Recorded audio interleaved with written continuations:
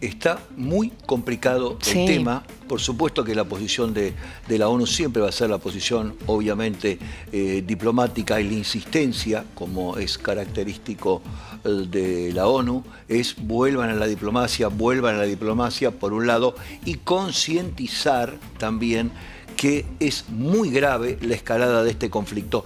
Vamos a explicar qué es lo que pasa brevemente en el estrecho de Hormuz, cómo son las dos puntas y el porqué del ataque, para que usted en su casa entienda qué es lo que está pasando en este momento, que hay muchas herramientas, muchas dimes y diretes que son estrategias políticas para que influyan después en las negociaciones diplomáticas. Lo que pasa en este momento en el estrecho de Hormuz es la posición de Estados Unidos y obviamente de sus aliados, es que el estrecho de Hormuz sea un lugar de libre navegación. ¿Qué significa esto? Que pasen y naveguen los barcos de manera absolutamente libre.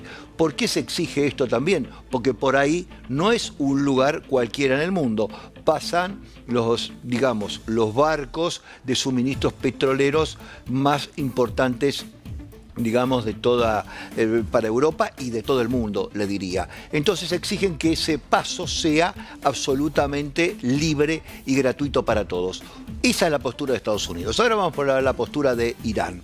Irán dice, yo estoy en todo mi derecho, es mi país. ¿Se acuerda que está Irán?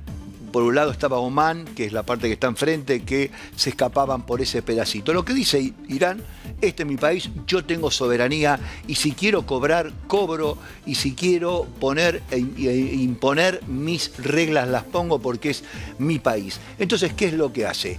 Cuando intentan pasar de manera libre estos barcos mercantes son, por supuesto, los barcos de comercio, no son barcos militares.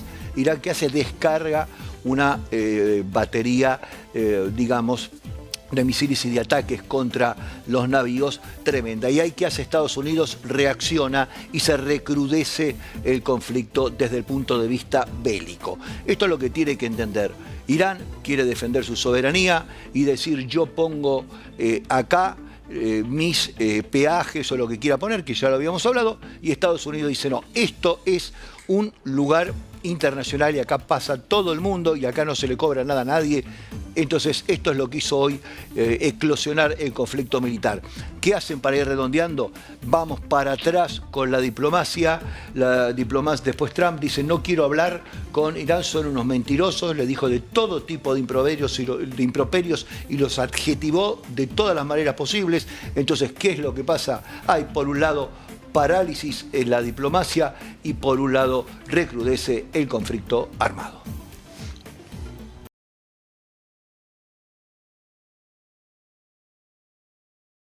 Hola Mauricio, buenas noches, feliz Día de la Patria para vos también. Igual. Estaba pensando, porque acá recién lo estaba analizando, tenemos esta doble polaridad. Por un lado, Estados Unidos y la Comunidad Europea diciendo que, bueno, que el estrecho tiene que ser de libre navegación. Irán, por un lado, defendiendo su parte de la soberanía de su país. Yo me pregunto esto.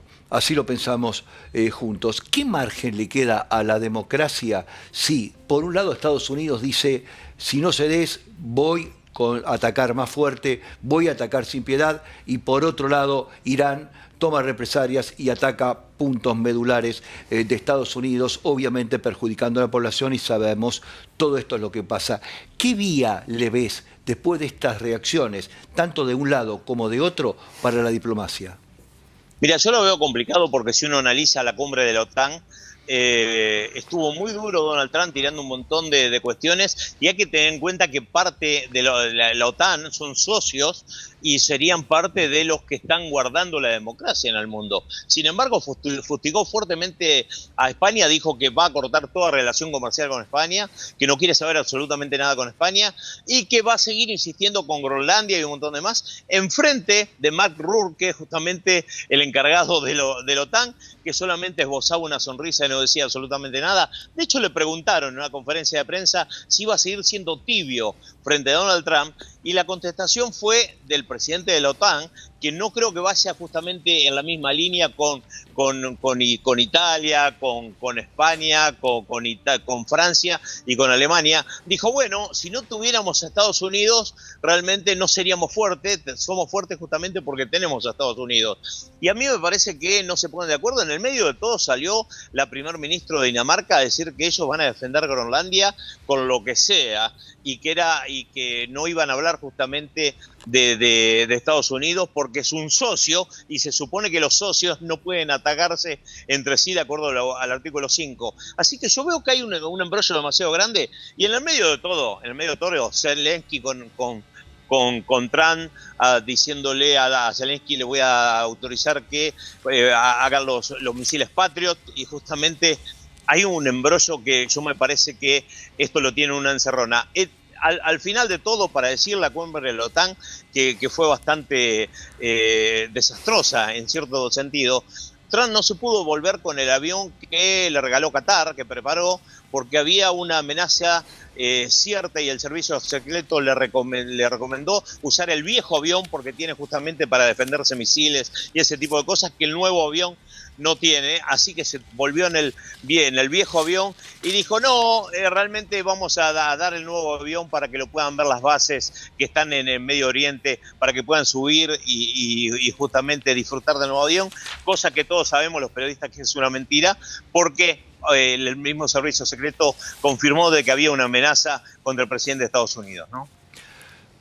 Impecable, Mauricio, el resumen que haces de la ONU. Por supuesto que la ONU como organismo tiene que poner paños fríos ante semejante explosión temperamental, si se quiere, de Trump. Porque es lo que vos decías, si uno empieza a analizar los temas que se trataron, teníamos por un lado, se mete con Groenlandia, subestimando a Dinamarca y su gobierno y poniéndole los puntos sobre las sillas, diciéndole prácticamente inútiles, tenemos que gobernar nosotros, recuperar Groenlandia porque se la dimos después de la guerra y ustedes son unos inoperantes y nosotros es un punto estratégico. Por un lado Groenlandia, por otro lado tenemos a un Zelensky que pide la licencia para misiles Patriot para después fabricar y poder comercializar, y por otro lado tenemos esto que es, todas estas son cuestiones, si se quiere, como vos bien decías, Mauricio, regionales, porque bueno, Groenlandia,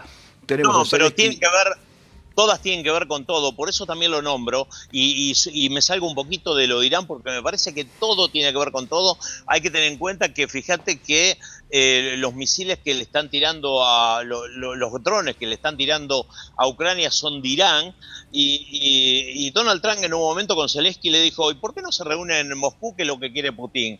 Y Zelensky le contestó inteligentemente, le dijo, no quiero ir a Moscú porque es un lugar donde están atacando mucho los drones. Por eso te digo, todo tiene que ver con todo, ¿no?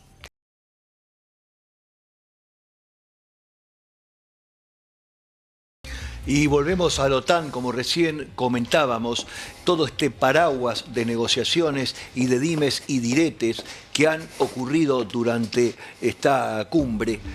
Básicamente vieron que teníamos varios puntos. Por un lado hablábamos de Groenlandia, por el otro lado hablábamos de lo que pasaba con el ataque entre Estados Unidos y Irán. Por otro lado tenemos los aliados, por otro lado tenemos también qué pasa con el armamento, etcétera, etcétera.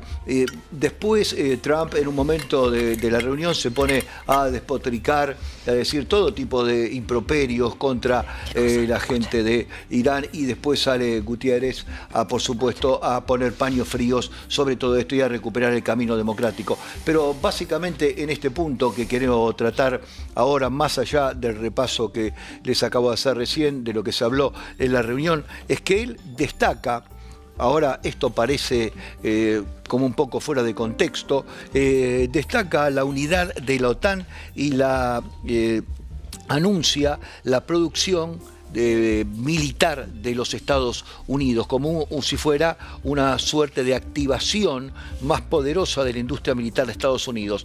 Donald Trump aseguró que la cumbre de la OTAN dejó una señal de fuerte cohesión entre los países aliados. El presidente estadounidense destacó la enorme unidad alcanzada durante el encuentro en Turquía y anunció que su gobierno acelerará y potenciará todo lo que es la producción de equipamiento militar.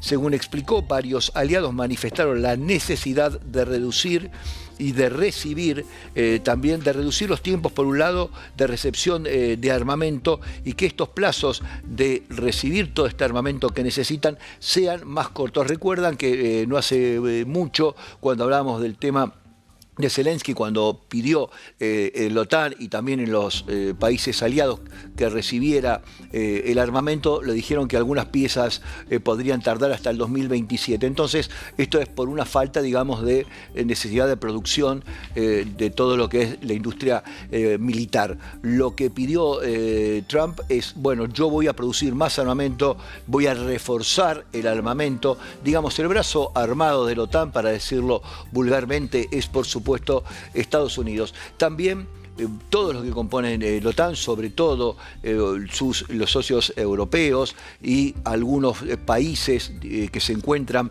limítrofes, como es el caso de Polonia, algunos puntos estratégicos, necesitan recibir imperiosamente más armamento por el temor que tienen de los ataques o de los posibles ataques de Rusia o distintos desprendimientos del conflicto en otros puntos de Europa o los probables atentados. Entonces necesita los países aliados rearmarse. Hasta ahora estaban bajo la tutela de Estados Unidos, pero Trump, por supuesto, dice: yo voy a ampliar la industria militar, no hay ningún inconveniente, voy a producir más armas, pero ustedes también activen las fábricas militares, porque también tienen que poner de su parte. El mensaje refleja este nuevo escenario, como les estoy comentando, de todo lo que es la alianza del Atlántico, ¿no? Al finalizar la cumbre en Turquía, Donald Trump afirmó que el encuentro estuvo marcado por una gran unidad entre los países miembros de Estados Unidos y que obviamente se dio como si fuera una suerte de tranquilidad que va a reforzar todo lo que es los gastos en defensa y la producción de armamento, como le estaba recién. ¿Qué puede pasar ahora? El anuncio quizás más importante es, como les decía, es el fortalecimiento de la capacidad militar de los países aliados, y hizo hincapié en la rapidez de la producción del armamento. Se necesita rearmar la OTAN por los peligros inminentes que hay de estas amenazas, porque realmente lo que está pasando ahora es que hay conflictos armados en todos lados y hay un peligro inminente, sobre todo en la zona europea. Entonces se requiere de un refuerzo. El escenario internacional actual, la fortaleza de una alianza, no solo se mide por la cantidad de países que la integran, sino también por la rapidez en el cual pueden responder ante este tipo de crisis. Por supuesto, estamos hablando de crisis armadas.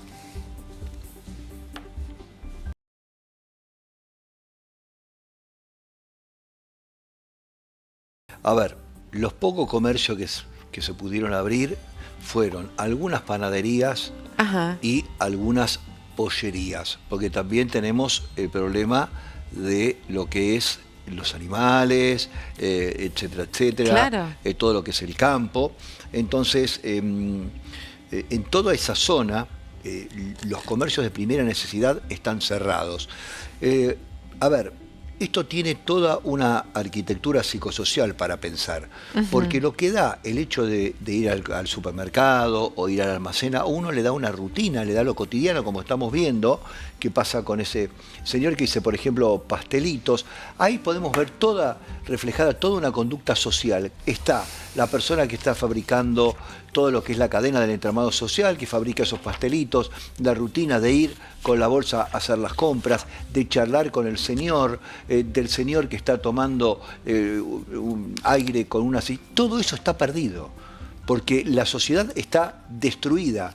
Entonces, cuando se habla de reconstrucción, también se habla, sobre todo en el plano social, de lo que se llama la reconstrucción de la rutina, que es lo que falta. Ese comercio que puede ser cualquier comercio de aquí, son almacenes, eso no está. Que también eso socializa desde el que fabrica el pan, desde que va a comprar, la charla con el vecino, todo eso no está. Como les decía, pocas panaderías abiertas. Imagínense que hacer el pan también se complica por los insumos y animales de granja, algunos que otros. Después todo lo demás está paralizado por supuesto porque se sigue, sobre todo en estas zonas, digamos, tan castigadas por el terremoto, está totalmente destruido. Por ejemplo, todavía no hay vías francas para poder llegar a tener la normalidad del tráfico de insumos para el consumo. Por ejemplo, algunos comercios, como mencionan algunas informaciones, son, digamos, comercios muy chiquitos. Hay un testimonio de uno de los comerciantes, que se llama Alexander Pérez, quien aseguró que haber perdido su comercio, porque estaba precisamente en la zona cero, realmente lo destruyó como persona. O sea, no tiene trabajo. Él, en este caso, este señor tiene la vivienda, pero no tiene el trabajo, no tiene dónde ir, no tiene lo que decíamos, lo cotidiano. La reconstrucción va a depender, por supuesto, de la reconstrucción de los locales. También hay que recuperar los clientes, hay que recuperar los proveedores, hay que rearmar todas las condiciones sociales para que estén aptas, para que la gente pueda ir a trabajar y pueda volver a los comercios. O sea, para que vean, cuando hablábamos el otro día que de la mañana a la noche, porque hablar de 7 meses de la reconstrucción social desde el punto de vista edilicio es realmente una locura. Acá estamos hablando precisamente de lo que se llama en psicología la ruptura del sentido de cotidianeidad, ¿no? En todo lo que es en estas crisis sociales, que es recuperar esto que estamos viendo, que esto la verdad que va a ser muy difícil porque hay lugares donde, por ejemplo, no hay gas, no hay agua potable, los locales no están en condiciones de ser habitados y también, como les decía, tanto los proveedores no pueden llegar. Obviamente que los insumos están recortados y están solamente los víveres fundamentales. Aquí estamos viendo, reabren comercios La Guaira, son comercios, digamos, muy chicos, que no los ha perjudicado tanto el terremoto y son comercios, digamos, de primera necesidad, como decíamos. Lo que nos llega a nosotros como información, por ejemplo, son panaderías, son una pollería o algunos locales que pueden tener algunos ramos generales, pero la verdad que la recuperación va a ser muy lenta por varios motivos. Primero, como les decía, por la ruta de suministros, por los proveedores y también por la seguridad edilicia de los locales. Así que hay que esperar cómo se va haciendo esta de a poco reinserción social a lo que es el mundo del consumo, lo que nos socializa día a día.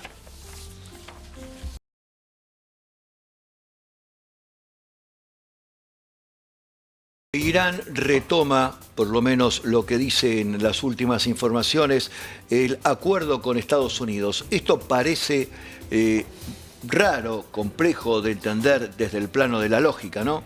Primero, un ataque brutal sobre los barcos mercantes, luego la respuesta tremenda de Estados Unidos y luego la respuesta de Irán sobre bases de Estados Unidos, y después de toda esta violencia nos invitamos a sentarnos a hablar de cómo podemos llegar a un proceso de paz. Si uno le presta atención a estas palabras, parece como si fuera una suerte de disparate, porque son agresiones de tanta violencia donde están involucrados, como decíamos, están involucrados barcos mercantes, está involucrada población civil, están involucrados militares, está involucrado todo el mundo, y Donald Trump dice que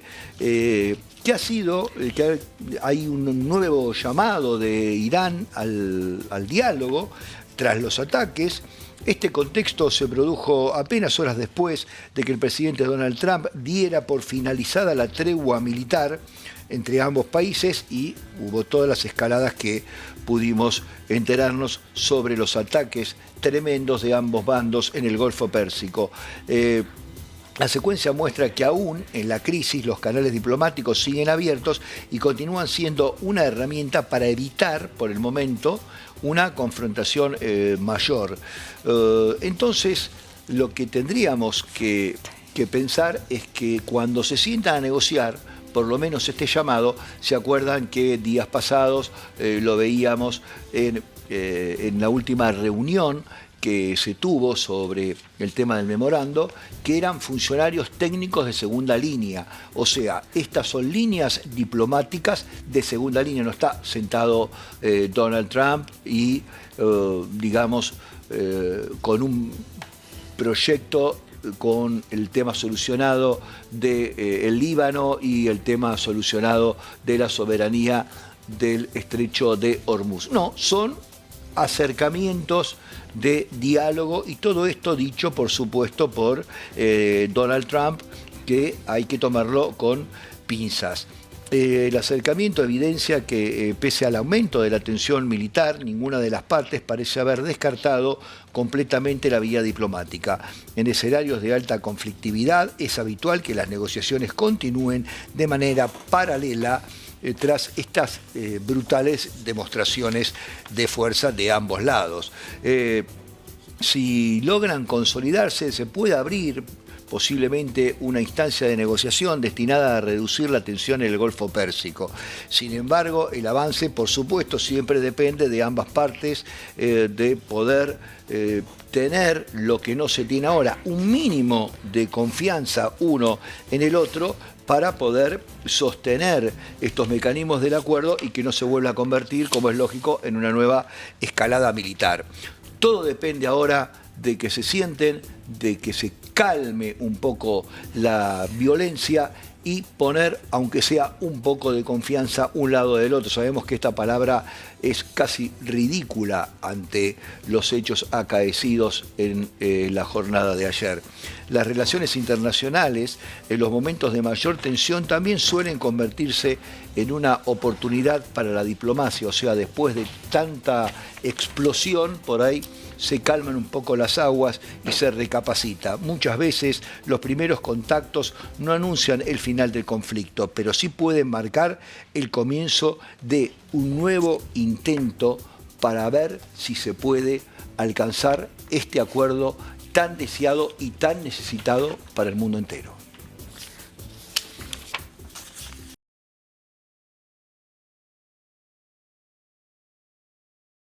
Todos sabemos que tiene importantísimos problemas en este momento de suministro energético Rusia a raíz de los ataques causados no hace mucho por Ucrania sobre distintos puntos tácticos de refinerías que le prohibían un abastecimiento a lo que es la población muy importante. En este momento Putin dice, no, de ninguna manera, yo no tengo problemas energéticos, tengo el sistema de energía más importante del mundo.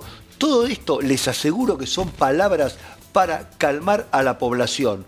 ¿Por qué? Porque hemos recibido y hemos visto también otras informaciones, el cual la gente ya está teniendo problemas con el suministro. Algunos dejan de usar el vehículo porque se está racionalizando todo lo que es el sistema de combustible. Por otro lado, hay gente que ha decidido moverse a pie o en bicicletas.